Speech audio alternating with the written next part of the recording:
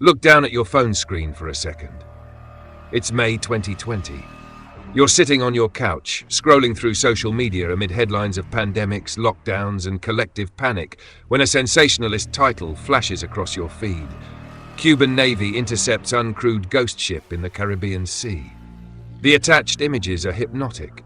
A steel freighter corroded by salt, draped in dried kelp, drifting aimlessly off the coast of Havana. The text casually claims the vessel is the SS Cotopaxi, a ship that vanished without a trace in the Bermuda Triangle back in 1925. They tell you it has returned after 95 years of spatiotemporal absence, that the captain's log sits untouched on the bridge table. That time itself has folded in on itself. 50,000 people share the post in under 3 hours. Millions feed the myth in the comment section, spinning theories about dimensional portals, alien abductions, and oceanic curses. It's a beautiful fantasy, isn't it? A cheap lie, cooked up by a third-rate satirical clickbait mill to harvest millions of gullible eyeballs. A digital scam built by stealing photographs of a Chilean shipwreck from 1968 and pairing them with the sheer geographic illiteracy of an audience desperate for miracles. But the real tragedy of the SS Cotopaxi doesn't need internet science fiction to turn your blood cold. The ship never traveled through time. It never drifted like a spectre past the Havana boardwalk. What actually happened to that 4,000-ton coal carrier, its captain, and its 32 crewmen is a story infinitely dirtier, darker, and more brutally physical. It's the story of how commercial greed, flawed early 20th century engineering, and the blind fury of a tropical storm allied to crush 33 human lives in a matter of minutes. Just miles from one of the busiest maritime trade lanes on Earth, the sea swallowed a steel titan without asking permission. And while the world preferred to invent fairy tales about the Bermuda Triangle, the real monster remained locked at the bottom of the Atlantic, waiting for someone brave enough to read the receipts of physics. Feel the steel deck plates vibrating beneath the soles of your boots for a second. It's November 29, 1925. Charleston Harbor, South Carolina, wakes beneath a thick, brackish fog. On the loading dock, Captain Walter J. Meyer watches the black silhouette of the SS Cotopaxi cut against the grey water, a 300-foot steam-powered freighter slapped together in 1918 to feed the desperate logistics of the First World War. Cheap steel, rushed rivets, and an airframe engineered for one purpose only, hauling raw tonnage at minimum cost. 32 men answer to his command, weather-beaten deckhands, engineers with coal-seared palms, and green stokers barely past their 20th birthday. Not one of them suspects they are stepping aboard a floating tomb. The harbour cranes have been roaring without pause for 12 hours. They dump 2,340 tons of bulk coal straight into the ship's belly. Feel the suffocating, heavy air inside the holds. Black mineral dust hangs in the atmosphere like a toxic cloud, filling nostrils, burning eyes, and coating every iron surface on the vessel. Right here sits the real danger. The cold technical detail the mystery peddlers prefer to bypass because it ruins their ghost stories. Bulk coal isn't static cargo. It isn't a collection of crates lashed to the deck with iron chains. It's a fluid, crushing, treacherous mass. When a ship rolls in heavy seas, if the holds aren't sealed bone dry, or if the coal hasn't been trimmed with surgical precision, you trigger the single most feared phenomenon in naval architecture, the free surface effect. If a wave forces the hull to list 15 degrees to port, thousands of tons of loose black mineral violently shift to that exact side. The ship's center of gravity shifts in a fraction of a second. And when the vessel tries to right itself, the displaced tonnage pins her down, holding her paralyzed on the water, waiting for the next breaker to flood the open hatches. At 3 p.m, Captain Meyer gives the order to cast off. The 3 cylinders of the triple expansion steam engine begin to pound against the hull. The Cotopaxi's bow slices through the coastal swell heading south, bound for Havana, Cuba. A routine run, a few days of easy sailing under the Atlantic sun. But as the South Carolina coastline dissolves into the horizon, the barometers on the bridge begin to plunge. A mass of freezing continental air slams head-on into a low-pressure system over the Florida Straits, spawning a premature, vicious tropical storm. a perfect trap for an iron freighter loaded to her absolute limit. The official report said nothing about what came next. Feel the door frame vibrating violently beneath your knuckles. It's December 1, 1925. The tropical storm winds no longer just blow, they scream at 60 miles an hour off the coast of St. Augustine, Florida. The Atlantic has ceased to be water. It's a rolling mountain range of 25-foot waves hammering the hull of the SS Cotopaxi with the brutal impact of artillery fire. Inside the vessel, the air reeks of scorched engine oil, saturated steam, and the cold sweat of 32 men realizing they are locked inside an iron trap. In the wireless cabin, the radio operator slams down on the brass key of the spark gap transmitter. The electrical hum is deafening. A blinding blue spark pierces the dim room as he strains to drive Morse code through a sky choked with lightning and atmospheric noise. Dots and dashes. The frantic death rattle of a sinking ship. SOS. Cotopaxi taking on water. Severe list to port. Caught in heavy gale. The message is brief, chaotic, drowned in static. In 1925, there are no satellite transponders, no GPS beacons. Wireless telegraphy is nothing more than a scream in the middle of a frozen wasteland. If no one is listening on your exact frequency within a few short miles, you are dead. Open ocean signal triangulation is a technical fantasy decades away.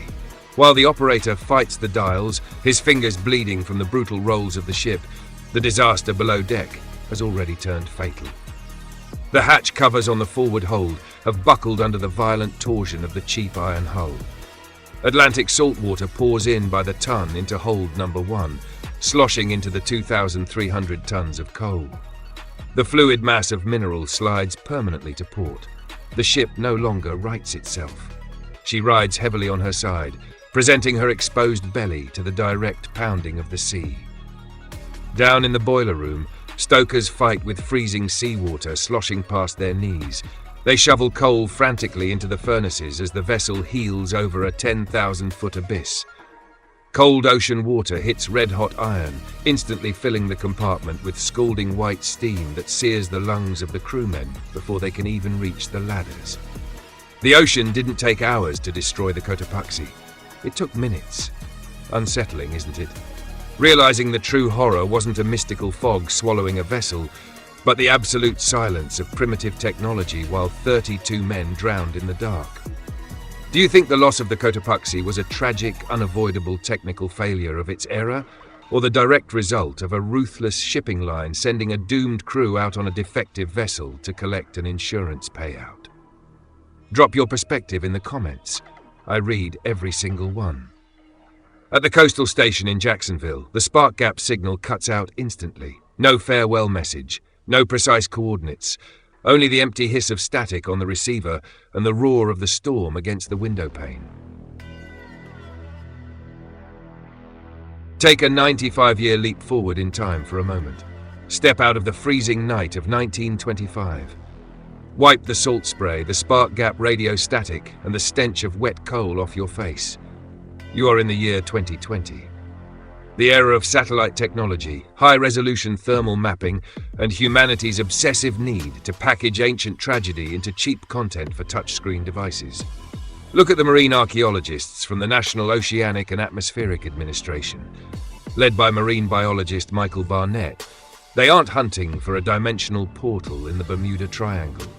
They don't carry good luck charms or consult internet psychics.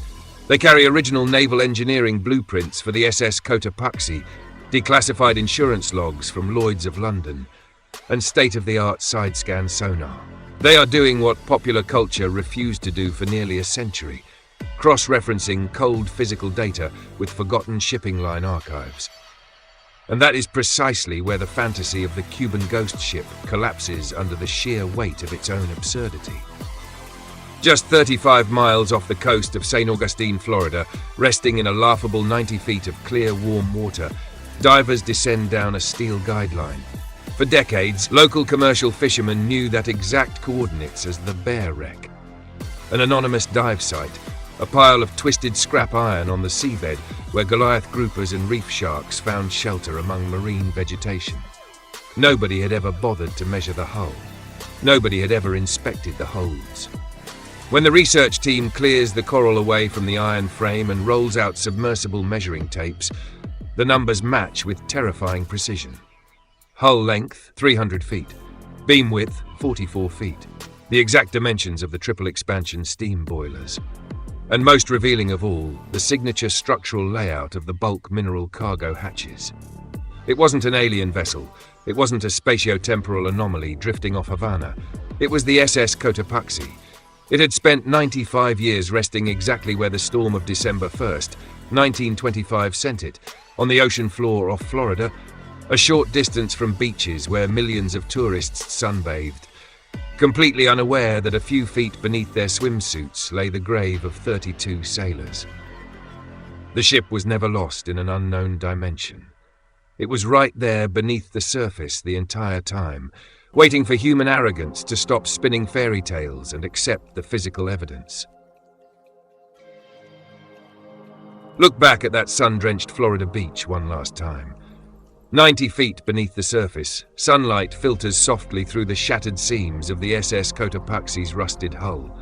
Schools of tropical fish glide through the exact same cargo holds where 2,340 tons of bulk coal buried 32 sailors alive. No dimensional gateways, no temporal anomalies, just twisted iron, salt, and the suffocating silence of a technical catastrophe the world preferred to erase. The Gulf Stream spent 95 years executing its work. It scattered lightweight debris across the surface, wiping away immediate evidence and clearing the field for fantasy peddlers to exploit the Bermuda Triangle myth at the expense of 32 families who never had a body to bury. Because history's cynicism is relentless. It's far easier to peddle paperbacks about alien craft and supernatural forces than to face the bare, ugly truth that in 1925 a defective freighter, overloaded to the breaking point of physical law by corporate greed, was driven straight into a tropical tempest with a radio system no living soul could hear. The file on the Cotopaxi sits closed in the underwater forensics archives, but the ocean never forgets. Physics and steel keep the receipts for every human failure, waiting in the dark for someone brave enough to descend and read them. The swell keeps breaking against the Florida coastline. The vessel remains down there, swallowed by the sand, reduced to an artificial reef for oceanic apex predators. A mute, rusting monument proving that nature never negotiates with human error. If you want us to keep exhuming what official records prefer to bury beneath tons of classified paper and forgotten archives, you know what to do. Subscribe to Unusual Chronicles and turn on notifications, because the truth is rarely clean and we've barely scratched the surface.